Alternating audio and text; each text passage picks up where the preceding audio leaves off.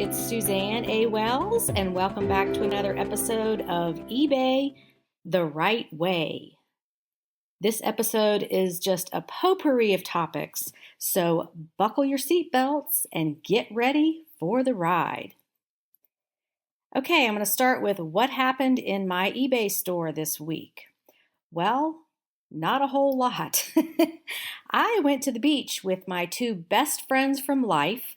We have been friends for 41 years, so it was extra special. Stay tuned for more information on that. I did use the time away feature and sold plenty while I was away. I left home on Monday and did not return until Saturday evening. So we were at the beach when the crowds were not so huge. We avoided the weekend on purpose, which is a perk of being an entrepreneur. You can set up your schedule and your life however you want to. The only business I did each day was answering emails from premium members. And speaking to the premium members, you probably didn't even realize I wasn't at home.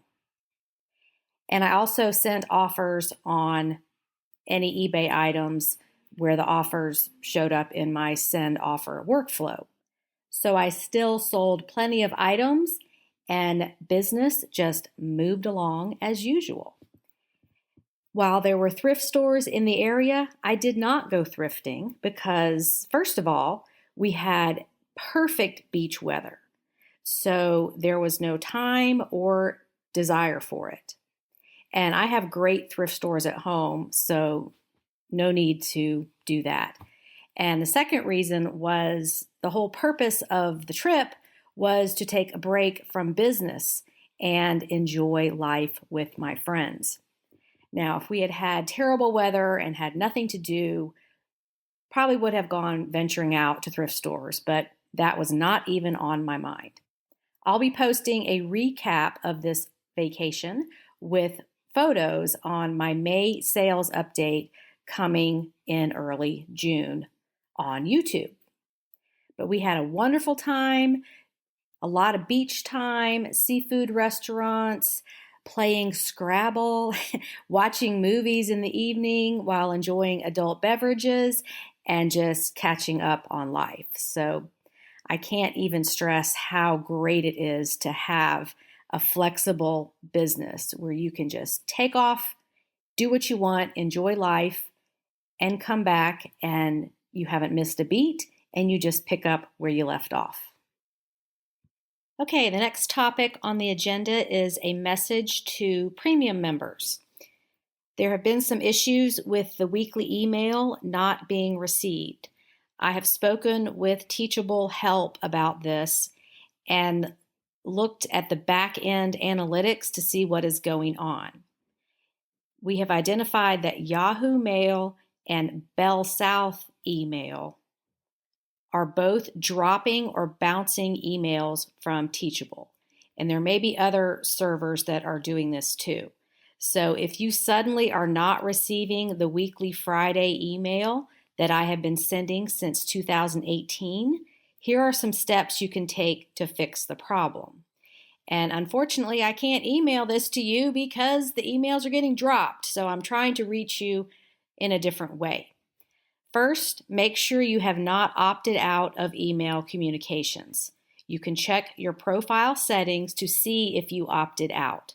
The only email I ever send is the Friday update, and occasionally an important announcement from eBay, such as during 2020 when things were so uncertain. But you have my word that I will never send spam. I personally hate it, and I don't ever want to be associated with it. Your membership is far too important to me. You could also change to a more reliable email server. So if you have Yahoo and you have free email, you can get a different free email at either Hotmail or Gmail. Those servers are not experiencing this problem. You can go into your Teachable profile and change your email address. Also, you can check your spam and junk folders. The email might be there even though you have received it in your inbox before. If you find it in your spam folder, you need to open it and change your email setting so that the email is not spam. Both Gmail and Hotmail have this option. And always remember, you can just log into your Teachable account on the Premium Library and look at the monthly updates page to see what is newly added. So I apologize to any of you that have been experiencing this problem. These are the solutions. Okay, the YouTube update for this week is, since I was on vacation last week, I did not post a YouTube video. This week's scheduled video is everyone's favorite $100 supersize sales. So stay tuned for a meaty and educational video about what other sellers are selling for $100 and up. And a quick update on the Bolo book. The first batch shipped out yesterday, Monday, May 24th. I'm so excited to see how this tool is going to help sellers find more high profit items. And we're going to start a special thread on my Facebook group called Show Us Your Bolo, where you can post photos of you and your Bolo book, either outside a thrift store, inside when you're shopping, in your home office, in your car, on your way to go thrifting, whatever you're comfortable with.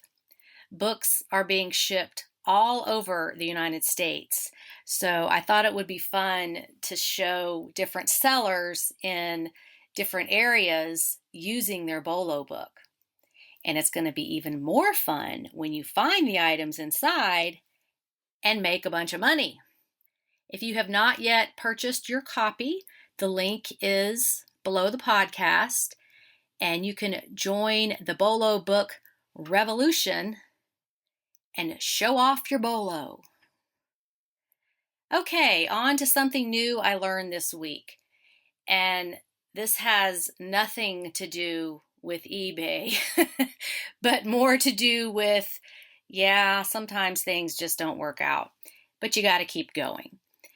So the first thing I learned is that my social experiment was a giant flop. I had these fun hats, baseball caps, made for my girls' beach trip that said a bunch of different things like, I am the brilliant one, I am the sarcastic one, I am the hilarious one. I had 6 different ones made that said different things, so we could be a different personality each day or at different times of the day and wear these out in public and just see what people said, see their reactions. And basically, no one said anything. People looked at them, they just didn't say anything. There was one older gentleman on the beach fishing that did say something. He was the only person, and he pretty much just disagreed with who was wearing which hat. So I thought it was a fun idea, but we did not get the reactions we were hoping for. However, my loss is your gain. These hats are now for sale in my eBay store. Somebody might find them entertaining for like a family reunion or a bridesmaid's trip or just a bunch of friends that hang out all the time. There's no reason for this fun idea to go to waste and for these hats to sit in a box in my closet. So check that out in my eBay store if that might work for you and your group. I personally think we just weren't around the right people to comment. It was more of a laid back, relaxed crowd at the beach we went to, so who knows. But here I am putting myself out there, admitting that my experiment did not work. But hey, I tried it, and we'll move on to something else. Another new thing I learned was a fun life hack that I had never seen before. We were sitting on the beach And my brilliant friend took a paintbrush out of her beach bag, just like a regular painter's paintbrush, 3 inches wide, like you'd paint the walls with. And I thought, oh, she's going to do some spectacular sand art. But she just used it to brush the sand off her feet so she could reapply sunscreen. And I thought that was very clever. I'd never seen that before. And the brilliant friend also brought those amazing Tommy Bahama beach chairs that have a built-in cooler and convert to a backpack. So you have hands-free walking to and from the beach. And I mean, those chairs had everything. They had a little pillow that you could attach.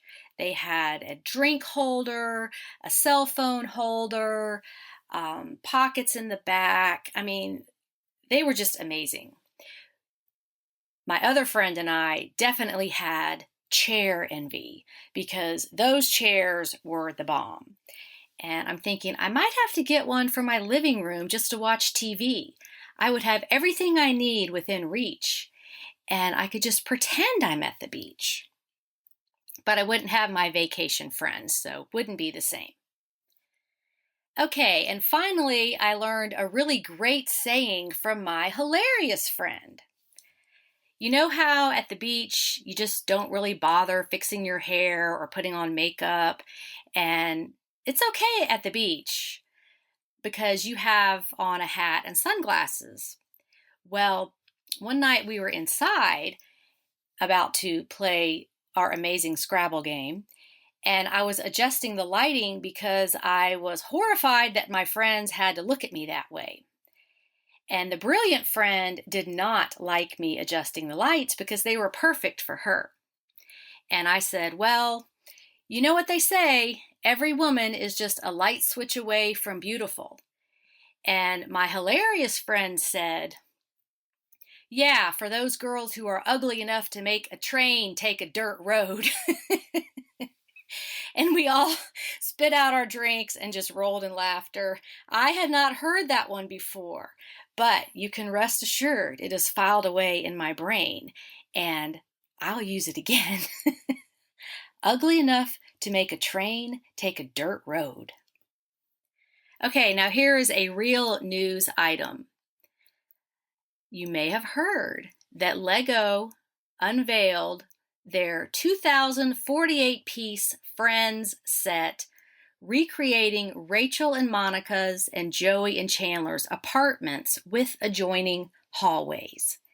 And I'm mentioning this because I am 100% sure that this item will become collectible and very profitable if you can get your hands on one and hang on to it for a while. You could probably resell it for some pretty good money. So let me give you some information from that article and where to find it, so you can check that out if you are a Lego collector and or reseller, or just want a heads up on this item. The title of the article is Lego Unveils 2048-piece Friends Set, Recreating Joey and Monica's Apartments. And this came out on May 12th, 2021. Following the Lego Central Perk coffee shop set, the Danish company has unveiled the new Lego Friends Apartment set.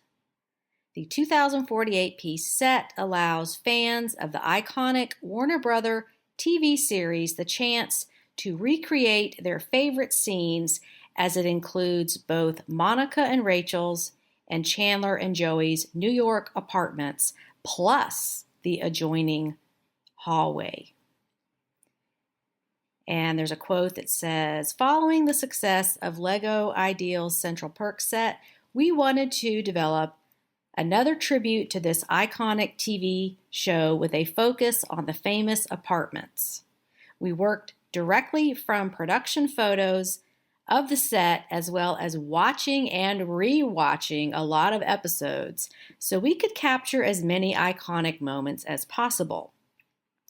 One fun challenge was figuring out how to represent some aspects of that change over the course of the show that appear in some episodes and not in others. I am looking forward to seeing if the eagle-eyed fans will spot them.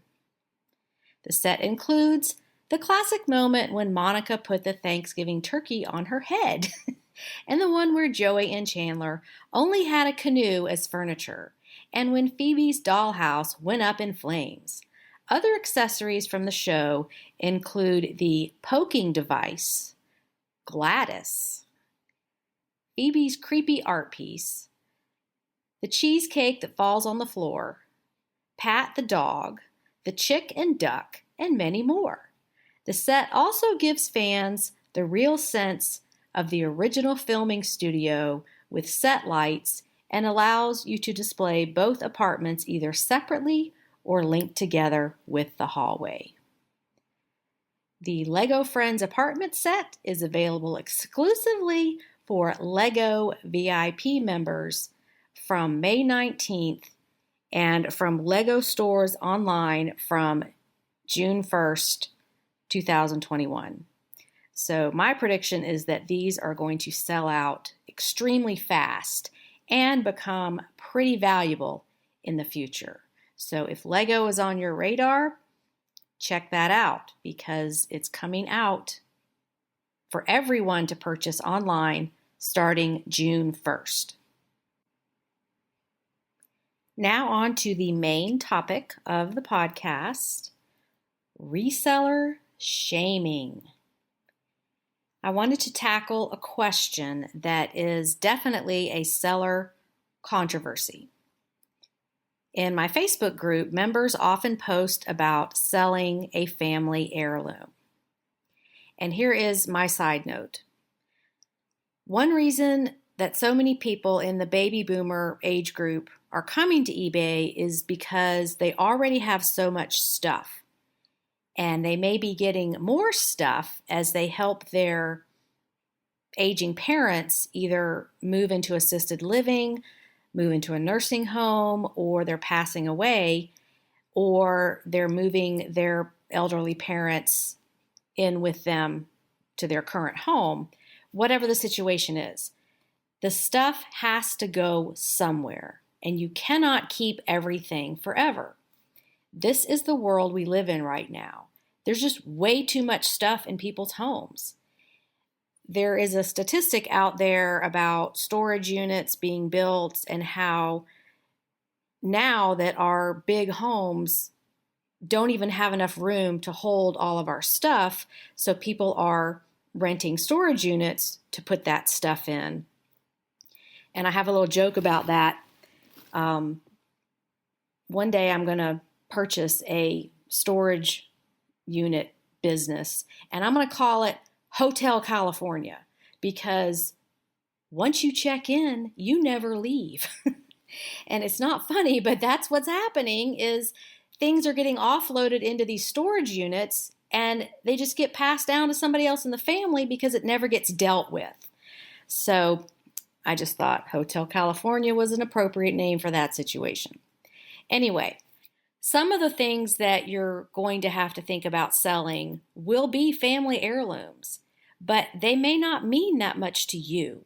They may just be in the family because they've always been in the family. And the further away from the original purchase of that item or the person who had that item, the further away you get down the generations, the less it means, because the younger generations, the later generations, never knew that person. It's much more sentimental if it's something that your mom gave you, your grandma gave you, and you remember it. But if it's something that your grandmother had that her grandmother gave her, it just doesn't mean anything to you because you didn't really know the original person. That can be the case sometimes. Anyway, back to Facebook. Some people will ask for help identifying things and mention that they are family heirlooms, possibly passed down for generations. And then the backlash starts, the shaming starts, with comments about how horrible that person must be for selling a treasured family heirloom. Now, my group is all about reselling. We don't shame people for selling anything they want to. We're just there to support you on your reselling journey. But what's interesting is that when selling family heirlooms, the original owner of that item or items would probably give their blessings on starting this business with something that belonged to them. Like maybe your dad or uncle left behind a bunch of tools, and they would be thrilled that you rehomed them and got them in the hands of someone who would use them and appreciate them. And that action helped your eBay business at the same time. I have personally been in a position where I had to sell some cherished possessions to pay the rent. Back in the day, as a single stay-at-home mom with an eBay business, when income is a little unpredictable. So I've been there, and I think a lot of other people have been in that situation too. If you have something beautiful, something old or interesting that is considered a family heirloom, and you don't have an appreciation for it, it's just sitting in a box in a closet. And maybe you don't like that kind of art or that kind of home decor, or you're never going to prepare food with that thing. You're not a gourmet cook and you've got cabinets full of stuff that you're never going to use, but you hang on to them because someone gave them to you.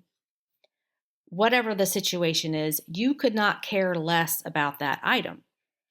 And I personally think it really serves everyone better to have it go to someone that can bring them joy. Like Marie Kondo says, don't keep it if it doesn't bring you joy. And everyone's kind of on that bandwagon now. You might remember on my YouTube video about the cross-stitch Beatrix Potter baby quilt that I sold a few months ago. It was embroidered with my daughter's name. Well, someone in another country has a daughter with that same name, and my daughter said she did not want that item. She wasn't going to use it. She felt bad that it was just sitting in a closet. Someone else could be enjoying it. So we sold it, and that's exactly what happened. The buyer was a mom of a new baby girl named Melanie, and she was thrilled to have it. So that's the kind of joy I'm looking for when I rehome things, is something that doesn't mean anything to me can bring someone else joy. We can't take it with us, so you might as well rehome it. Anyway, I feel like people coming to my Facebook group, and then another group that I recommend called What is This? Unusual and Antique Item Identification. The people asking what these things are so they can properly rehome them, so those items can be loved and enjoyed. If the person who owns it, who inherited it, doesn't like it or isn't going to use it, why not rehome it? So my group and that other group I mentioned are great for identifying items when you don't know what they are, you don't know the right keywords to use. That happens all the time, and the community is glad to help. The What Is It group, I think, has close to 200,000 members.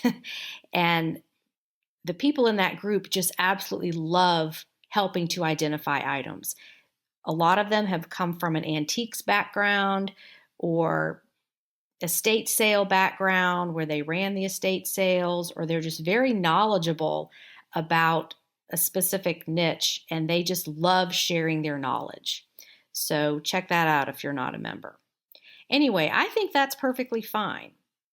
So there are people on the fence about selling family heirlooms on eBay. They don't know if they should do that or not.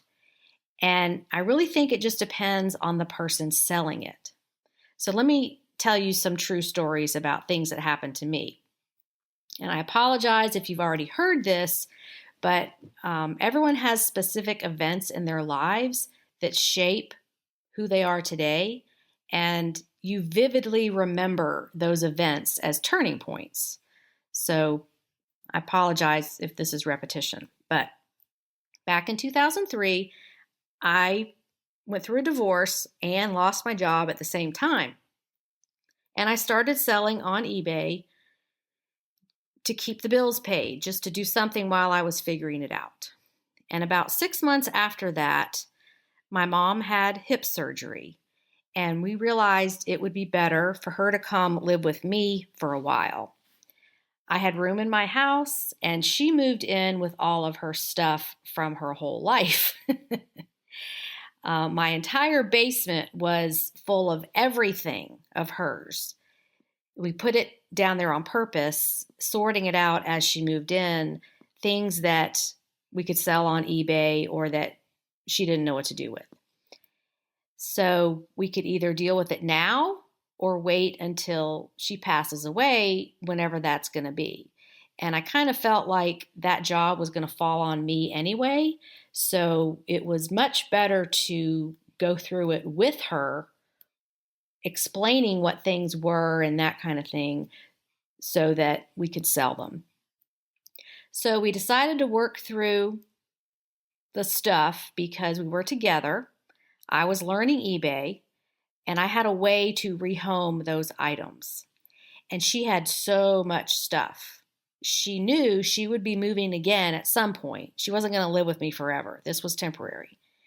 And she didn't want to have to move everything again. She moved up from Florida, so didn't want to go through that again. So we tackled it, and we came across a lot of things that nobody in my family wanted. They weren't really family heirlooms. They were just things that we had our whole life and remembered as kids. You know, like I remember that thing that used to sit on the kitchen counter. And so we tried to pass on some of it to my siblings. I have 2 sisters and a brother, and they just really weren't interested. They didn't want all these magazine clippings of things and old photographs and kitchen stuff and home decor and things like that. So we decided to sell them on eBay. And my mom was fine with that. She knew she couldn't take it with her. And she said, if y'all don't want it, let's get it to somebody who really does want it. We started working through all the stuff, and we found a box of hand-embroidered linens, tablecloths, napkins, placemats that she had received as a wedding gift back in 1961. And a lot of them were still in the package unopened. All these beautiful linens, hand-embroidered placemats, tablecloths, napkins, all that stuff for people who entertain. And I don't entertain, or at least I don't entertain that way. I did all that in the past, and I just don't want to do it anymore. I don't like entertaining. I want to be entertained. So the people that bought those items were thrilled. They would message back through eBay and say, I've been looking for these types of items. I love these. One lady had a company where she did bridal showers, and she would go to different people's homes and set up with all of these beautiful vintage items. And it was exactly what she wanted for her business, and she was so happy. Another thing was our christening gowns when we were babies, and my siblings did not want them. And I don't want to be the person in the family that's lugging around everything for the entire family for the rest of my life. I'm kind of the family historian, so I just started ending up with all these things, and I just don't want to be that person anymore. I don't want that job that was dumped on me. And I was thinking, if my siblings don't want it now, they're not going to want it later. And I'm just a big believer in rehoming things and letting somebody else who can enjoy it have that item. It's just a physical item. I can't take it with me either. So my mind went to, okay, if I'm the family historian for all my siblings and my parents, then my kids are going to have to deal with this one day. And what are they going to do with it? So I'm just the buck stops here person. Like, I'm not keeping all of this. So back to the christening gowns. Another lady bought those and she just thought they were so beautiful. She had a resale shop for babies and children's clothing, like a consignment store. And she was actually going to display it, not sell it, because she thought it was so beautiful. So the moral of that story is that the people who bought the things that my mom and I considered family heirlooms were thrilled. They loved them. It was exactly what they wanted. So on the flip side of that, I do have a few things. I've kept some items that are special to me because they bring me joy. One is a wall of family photographs that are very dear to me. They're from when my mother was a child, my siblings, our baby portraits when we were from birth to like 4 years old, black and white, really meaningful photos. I have a Seth Thomas clock that was my grandmother's that they got as a wedding gift, like maybe around 1930. And we also have a Hall or Hood, Red Riding Hood cookie jar that my brother has. And it's something that we all saw growing up. It was always on the kitchen counter. My mother gave that to my grandmother for her birthday in 1948. And my mother was 10 years old. She bought it at the Moss Brothers department store in Tampa, Florida, and it still has the original price tag on it. So that's never getting sold. And then I have an adorable miniature sterling silver tea set that my great Aunt Betsy gave to my mother for her 4th birthday in 1942. And I think it's valued at around $1,000, but I will never sell it. I always loved looking at that tiny little tea set in our dining room china cabinet growing up. I just thought it was so adorable and tiny. And both my mother and I are named after my Aunt Betsy. Our middle names are Elizabeth. And my daughter's middle name is also Elizabeth. So that's 4 generations with the middle name Elizabeth. And so it's tied to that little tea set because that was Aunt Betsy. And so that's just very special to me. So we've got stuff in the family that I treasure and I will never, ever sell. But there seems to be this backlash about selling family heirlooms is wrong. And I just disagree. It 100% depends on the person who has the item and the family. So the bottom line is you cannot keep this stuff forever, and you can't take it with you when you're gone. And the older it gets, the more it's going to disintegrate and break down. And that's what I was concerned about with the linens from my mother's wedding and the christening gowns. It's like if I wait much longer, these are just going to disintegrate into nothing. So I'd rather get them in the hands of somebody who will love them. And you just can't take it with you. You got to do something with it. So if you don't do something with it, those generations after you are going to have the burden of figuring out what to do with it. And I know some people just don't want to think about their own mortality. They don't want to think about what's going to happen when they're gone. They just completely ignore the situation. But I feel like the most loving and respectful thing you can do for your children and future generations is to deal with your stuff. At least have a conversation about it. Like, okay, what would I like to happen to my grandmother's Seth Thomas clock when I'm gone? I've had that conversation with my kids. I don't care what they do with it, really. They can sell it if they want to because it's not going to mean anything to them, but I at least explain what these items are so they will know why I'm hanging on to them and why they're sentimental to me. So I think it's important to encourage all of you listeners out there to at least think about this. Maybe make a list of items that are sentimental to you and have this conversation with your children or whoever is going to deal with your estate when you're gone so they'll know what to do. And trust me, I have helped dear friends deal with what's left behind when a loved one passes. And it's very difficult. The decision making is overwhelming because you're grieving.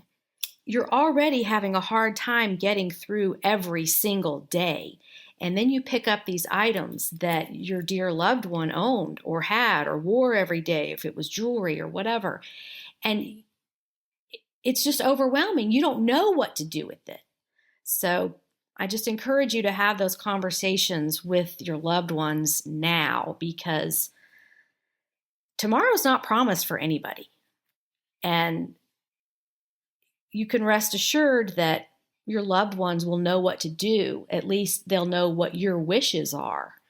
And it will be so much easier on them during the grieving process because they will know what you wanted. So yeah, that was a real serious topic. I just try to use this platform as a way to help people now and in the future to get you to think about some of these things that are going to come up.